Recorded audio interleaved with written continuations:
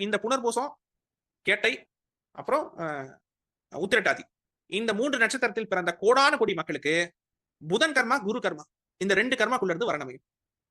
புதனினுடைய கர்ம பதிவு, குருவினுடைய கர்ம பதிவு, இந்த 2 கர்ம பதிவுக்குள்ள அவர்களுக்கு அமையக்கூடிய அத்தனை கோடி வரணும் அதுக்குள்ளதான் அமையும்.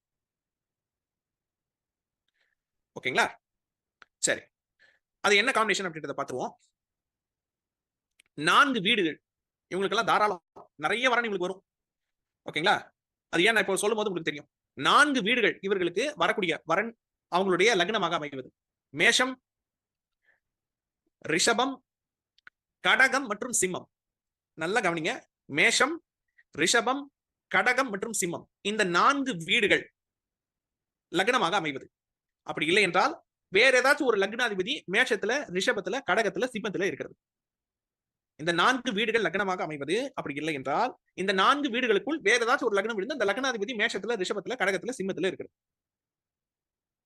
ஓகேங்களா? இது ரூல் நம்பர் 1. அடுத்து ரூல் நம்பர் 2, கிரக சேர்க்கையை பார்க்கணும் இல்லையா?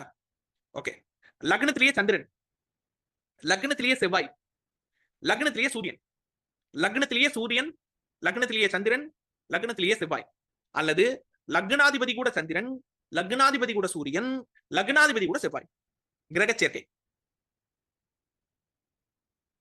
எழுதிட்டீங்களா?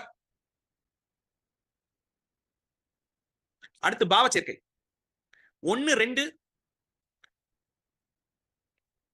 1 5 1 4 1 2 1 5 1 4. அது கூட இன்னொரு சேர்த்துக்கங்க. 1 1 1 1னா என்னன்னா லக்னாதிபதி லக்னத்திலேயே இருக்கிறது. சோ அந்த கணக்கு 1 1 1 2 1 5 1 4, இது பாவ சேர்க்கை.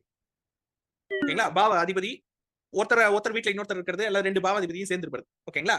அடுத்து நட்சத்திர சேர்க்கை. மிருகசீரிஷம், ஹஸ்தம், உத்திராடம், மிருகசீரிஷம், ஹஸ்தம், உத்திராடம், ரோகிணி, உத்திரம், பூராடம், இந்த 6 நட்சத்திரத்துக்குள் வரக்கூடிய கணவன் அல்லது மனைவியினுடைய ராசி நட்சத்திரம், லக்ன புள்ளி, லக்னாதிபதி நின்ன நட்சத்திரம் அமைவது.